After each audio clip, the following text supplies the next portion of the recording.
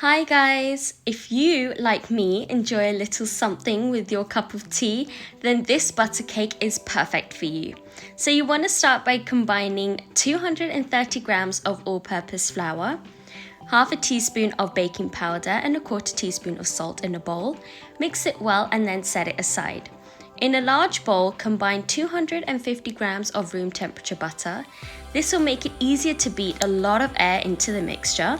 You want to beat it for around 2 to 3 minutes until light and pale.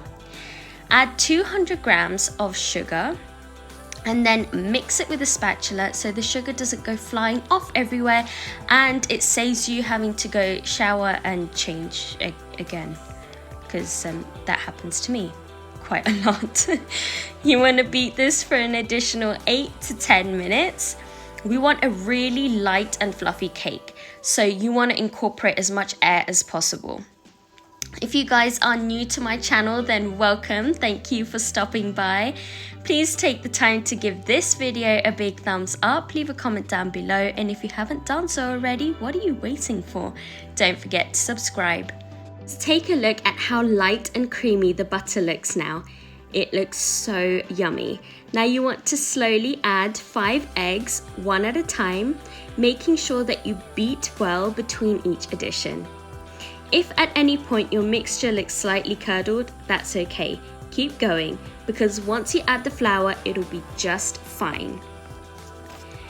After adding all of those eggs, you're going to need to add 1.5 teaspoons of vanilla. You want to mix that in really well. You can add anything between 1 to 1.5 teaspoons of vanilla, depending on what you prefer. Now slowly add the flour mixture, 1 tablespoon at a time, mixing well between each addition. The cake itself is really delicious and it makes for a lovely tea time treat for your family and your friends. Now slowly add 1/4 cup of whole milk, making sure that you mix it really well between each addition. Use a spatula to scrape down the sides to make sure all the mixture has been mixed thoroughly. Our batter is ready. Now you want to line an 8-inch square cake pan with parchment paper. If you don't have a square cake pan, that's fine. You can use a loaf tin or a circular pan. It may take longer for the cake to cook if you're using a loaf tin. Pour the batter into the pan and then level it off with an offset spatula. Tap the pan onto the counter a couple of times and then pop it into the oven to bake at 180 degrees Celsius for about an hour. Allow the cake to cool completely before slicing and serving. If you didn't already know, my cup of tea was ready before this cake even came out of the oven. I didn't even wait for it to cool down.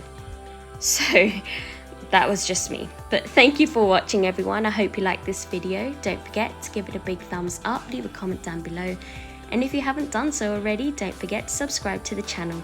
Much love and have a good one. Bye.